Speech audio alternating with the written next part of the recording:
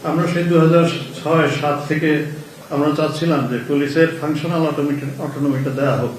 Police অন্তত কাজ করার সময় যেন সরকার কিংবা রাজনৈতিক দলের তরফ থেকে কোনো নির্দেশনা না পায়, মামলা তদন্তের সময়, অ্যারেস্টের সময়, সার্চের সময়, সিজারের সময়। সেটা আমরা পাইনি, এখনো পাইনি। এবার যে পুলিশ কমিশন যেটা হয়েছে সেটাতেও এটা নাই। এবং আরেকটা জিনিস আমরা চেয়েছিলাম যে রাজনৈতিক প্রভাব কিন্তু ওই যে প্রমোশন, পদায়ন এগুলোর মাধ্যমেও হয়। তা এইটা আমরা মৃদুভাবে বলেছি অবশ্য যে এটা যদি পুলিশ কমিশনের কাছে দেওয়া হয় সেটাও আমাদেরকে একটা অ্যাডেড অ্যাডভান্টেজ দিবে। তো সেটাও আমরা আসলে এখনো পাইনি। আমরা একটা জায়গায় এসে সরকারের কাছে এটা বলেছিলাম, এই সরকারের কাছে, যে অন্তত পুলিশের শীর্ষ পদে এই নিয়োগটা অন্তত কমিশনের হাতে ছেড়ে দেওয়া হোক।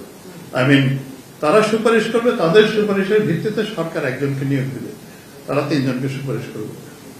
সেইটাও আসলে অন্তর্বর্তীকালীন সরকার যে কমিশন অধ্যাদেশটা করেছেন সেইটাও ওইভাবে ওইটা রিফ্লেক্টেড হয়নি।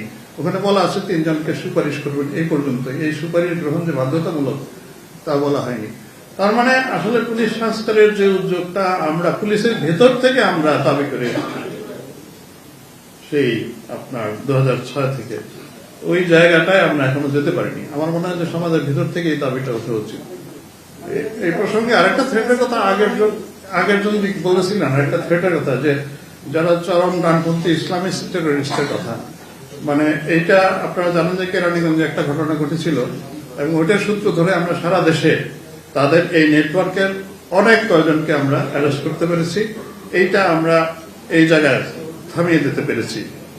এখন এর বাইরে আপনি যেটা বললেন যে 3000 না কত অপরাধের কথা, 3000 অপরাধী এবং 352 জন শুটারের তালিকা, এটা আমি জানি না এক্স্যাক্টলি কার তালিকা। এটা পত্রিকায় এসেছিল। ও, পত্রিকায়, আমি জানি না এটা এক্স্যাক্টলি। তবে এটা 3000 এর বেশি হতে পারে, কম হতে পারে। আমাদের এখানে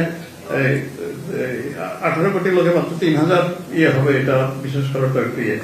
আমি মনে করি যে আমাদের যে সিকিউরিটি অ্যারেঞ্জমেন্টটা এখন আছে, ইলেকশনকে ডিসরাপ্ট করার মতো কোনো শক্তি নাই। কোথাও একটা ক্রাইম হতে পারে, একটা ডাকাতি হয়ে যেতে পারে, একটা খুন হয়ে যেতে পারে, কিন্তু ইলেকশন ডিসরাপ্ট করতে পারবে না। এটা 3000ই হোক আর 6000ই হোক।